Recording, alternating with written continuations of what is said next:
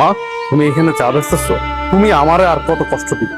আমার বউ আমারে বললো চা বিক্রি করতেছে। আমি এই কথা শোনার পরে নিজেরা সামলা রাখতে পারি। আমি এই জন্য তোমাকে নিতে আসছি। আমি থাকতে তুমি এত কেন কষ্ট করো? ভিক্ষা করো, চা বিক্রি করো, এত কষ্ট দরকার কি তোমার? আমি না তোমার সন্তান? তুমি না আমার জন্ম দিছো? তাহলে এত কষ্ট কেন করো আম্মা? বাবারে, কিছু কিছু কষ্ট সন্তানের ভালোবাসার জন্য করতে হয়। আমি চাই নাই ভালোবাসা, আমি শুধু চাই তুমি আমার পাশে থাকবা, সবসময় আমার পাশে থাকবা। তুমি পিছিয়ে কি করছো না করছো আমি সব ভুলে গেছি। তুমি আমাকে মাফ করো।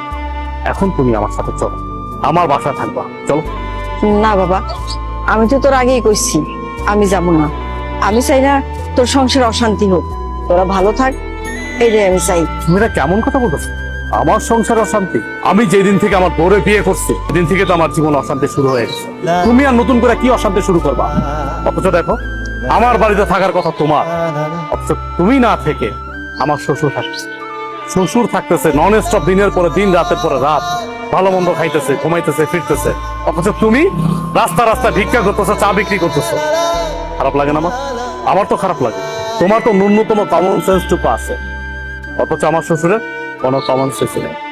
আমার বোর কাছে আমার শ্বশুরই সব। যাই হোক মা, আমি তোমার এত কথা বলতে পারতেছি না। এখন কোনো কথা আমি শুনবো না তোমার। তোমার এই চার ব্যবসা রাইখা এখন আমার সাথে তুমি চলো। এখন থেকে তুমি এই বাড়িতেই থাকবা।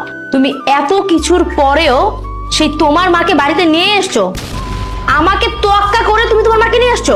তোমাকে কি তোয়াক্কা করবো? কি তোয়াক্কা করবো তোমাকে? আমি এই সংসারটা চালাই, আমি ইনকাম করি।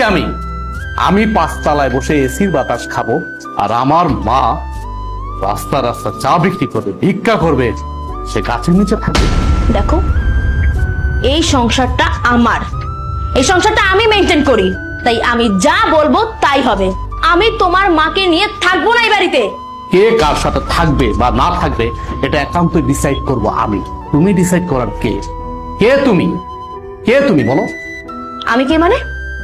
আমি তোমার বউ। এই বাড়িটা আমার, আর এই সংসারটাও আমার। এই সংসারের সব দায়িত্ব আমি পালন করি, তুমি তো তেমন কিছুই করো না।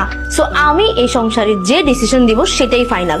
আর তোমার মা তোমার ছোট ভাই ঘরে টিকতে পারেনি, আমার ঘরে কেন টিকবে? হ্যাঁ, তোমার কি মনে হয় যে উনি অত ভালো একটা মেয়ের সাথে টিকতে পারলো না, আমার সাথে টিকতে পারবে? কখনোই না। আমি তোমার মাকে নিয়ে এই এক ছাদের নিচে কোনো দিনও থাকবো না। এখনো সময় আছে, তোমার মাকে বের করো। বাহ, এই বাড়ি তোমার, তোমার কথা মতো চলবে।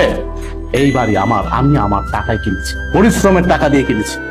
আর চাকরিটা করতেছি পরিশ্রম করে, কিন্তু চাকরি করে টাকা উপার্জন করি। হ্যাঁ মানলাম, তোমার বাবা আমাকে চাকরি দিয়েছে, সে অনেক সহযোগিতা করছে, আমি প্রয়োজনে তার টাকা দিয়ে দেব।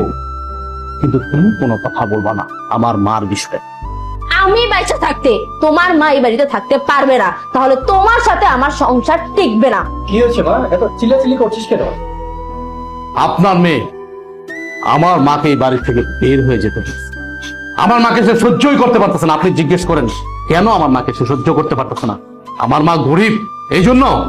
বাবা দেখো, মহিলার দিকে তাকাও।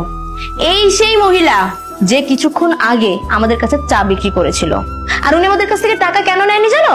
কারণ উনি আমার আদরের শাশুড়ি, আমার এই হাজবেন্ডের একমাত্র মা, ফকিন্নি মা, যার কারণে আমাদের কাছ থেকে টাকাটা তখন নেয়নি সে।